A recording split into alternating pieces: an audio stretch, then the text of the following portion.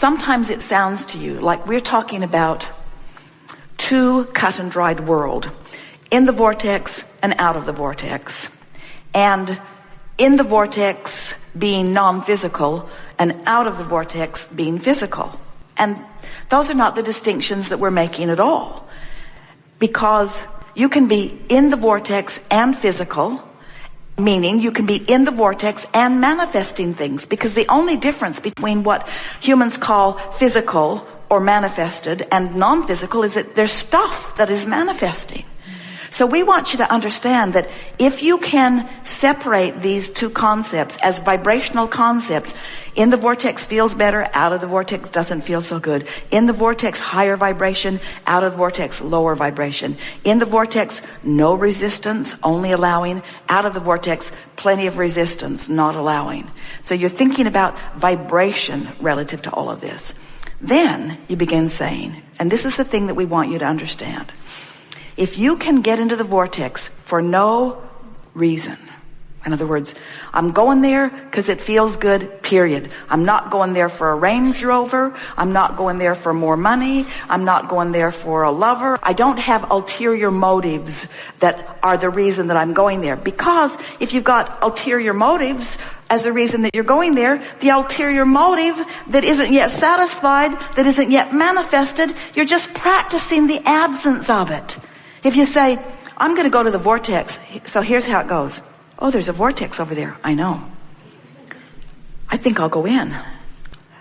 Why? I'm going to go into the vortex so that I can get my lover who isn't here. And out you go. I'm going to go into the vortex.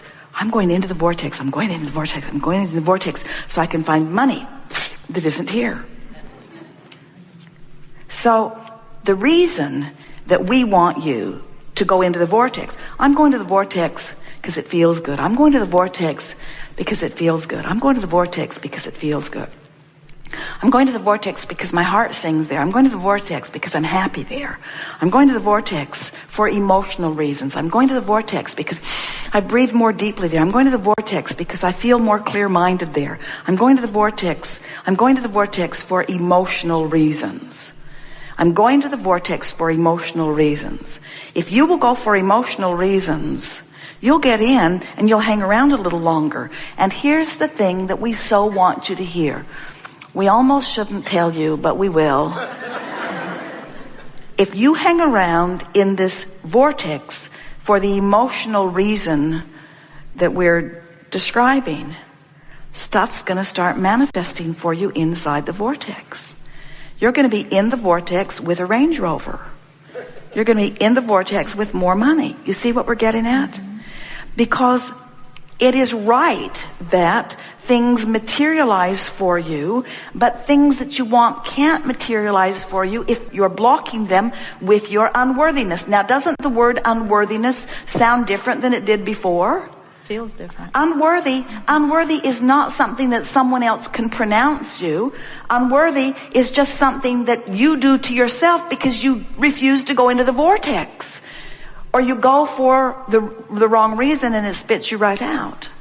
For example, it's easy in this economic climate to think about shortage of money.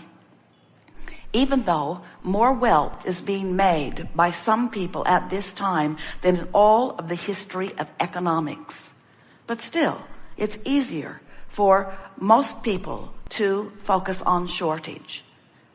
It's easy for most people to focus upon the decline of their physical apparatus as they worry about their physical well-being, especially as they project themselves into the future.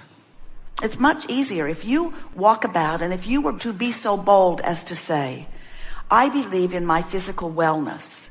If you walked down any street in any city proclaiming your confidence in your well-being, you would be inundated with well-meaning, completely wrong people who would come forward to let you know you should not be so overly optimistic because haven't you heard about this or this or this or this or this?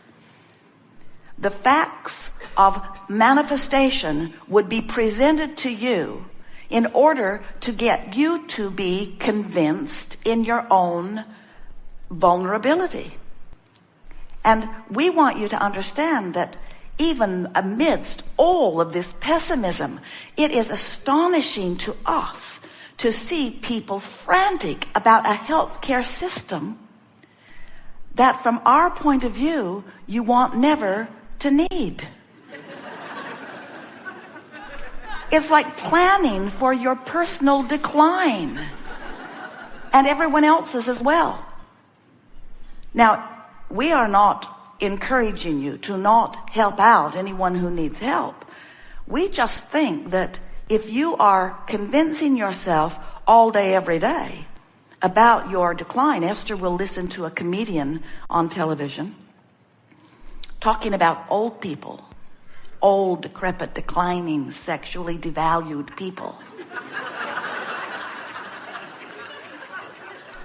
And she always says the same thing back to them. That's going to come back and bite you in the butt. Because they're not talking about themselves today, but they're talking about moving through time, and they are planning decline for everyone they see, and they are not leaving themselves out of it, we promise you. So we know that we are stretching you into some different ways of looking at things, because unless you are willing to accept that you are a vibrational being who lives in a vibrational universe, then you cannot begin to understand how things are happening in the way they are to you or to anyone else. In other words, until you make the conscious association between the source energy part of you and the part of you who is here focused in your physical body, you have no real guidance. You can't begin to consistently move in the direction of that which you are becoming. Most physical beings, almost as soon as they are born, begin monitoring their behavior and measuring it against the results that they get from other humans.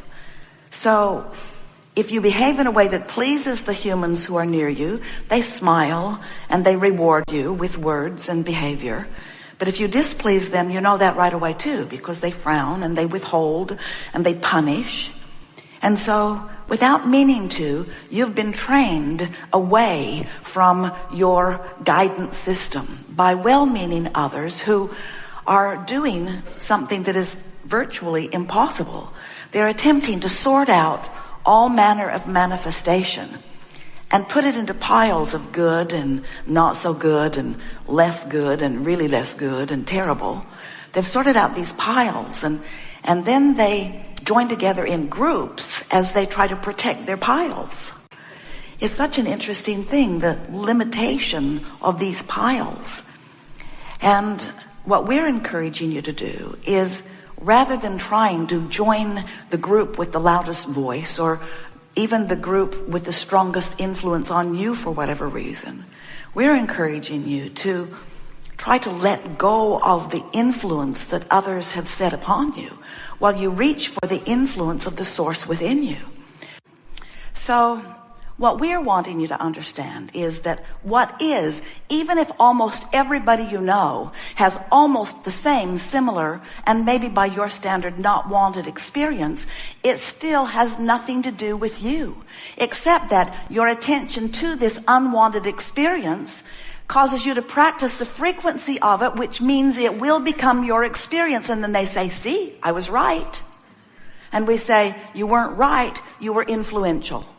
You influenced people into a vibrational pattern of thought that did not serve them. And had they been aware that the emotion that they are feeling is their indication, it's not serving me now, it's not serving me now, it's not serving me now, it's not serving me now. And if you cared more about how you feel than about being politically correct or medically correct or statistically accurate, Esther will say, but Abraham, it's true. And we say, do you even know what those words mean? It's true. It's true. Do you know what it's true means? The phrase it's true simply means somebody gave their attention to something long enough to achieve a vibrational alignment with it. And law of attraction gave them what they were thinking about. That's what it's true means.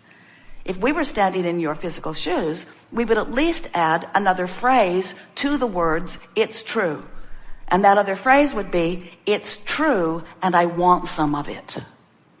It's true and I want some of it. Because if it's true and you don't want any of it, it being true is not good enough reason for you to give your attention to it. Play it for a little while, over the next 5 or 10 days. It's true, but I don't think I would like any of that. But it's really true. But I don't think I would like any of that. It's going to be quite shocking to you how many things you give your attention to that are true, that you don't want to activate in your vibration, but you are because it's true. And we are encouraging you today to find a new criteria, a criteria that the source within you has found long ago. The criteria to give your attention to something is, does this that I'm holding as my object of attention resonate with the true core of my being? In other words, does it feel good when I think about it?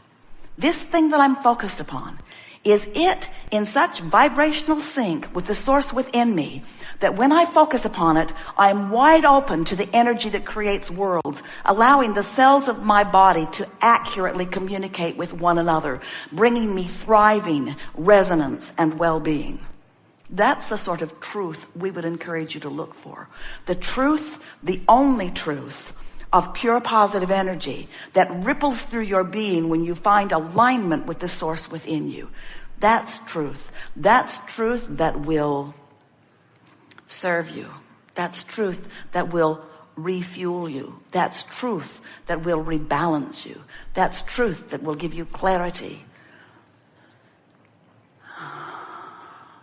We want you to realize that you were source energy before you came forth into this physical body. And a part of who you eternally are is focused now here in this body. So here you are, just like you knew you would be, sifting and sorting and expanding, coming to constant new conclusions about what would be better, how the world would be better, how government would be better, how your community would be better, how your body would feel better, how your personal circumstances would be better, how this relationship would be better, how that situation would be better, all day, every day, launching those rockets. And what we want you to know is that each time you offer one of those requests, it is pure to us. In other words, we stand in your vortex receiving your request. Your inner being becomes the vibrational equivalent of each and every request that you set forth. But as we said at the beginning of our conversation here with you today, often you don't go with your rocket. You stay outside the vortex, so to speak, justifying why you need or why you want the improvement. And as you beat the drum of the injustice that you're living, I don't have enough and it's not fair, and I've never had enough and it's never been fair, and those people around me don't have enough and that's never been fair.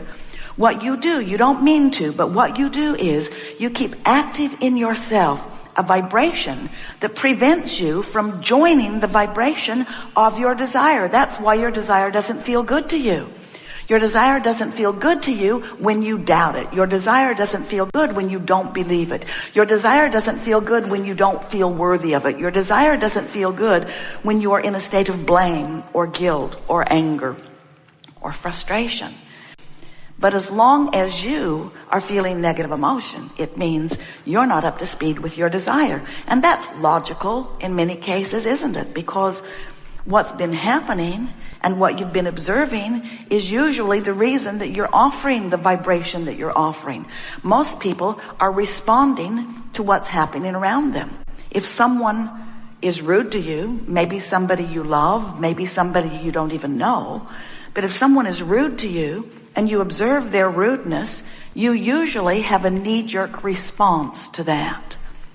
And if you keep it up, you're going to develop a pattern of believing that people are rude, or of believing that you are inferior in some way and attracting it. In other words, you're going to get a complex if you keep focusing upon things that keep happening and keep them active in your vibration.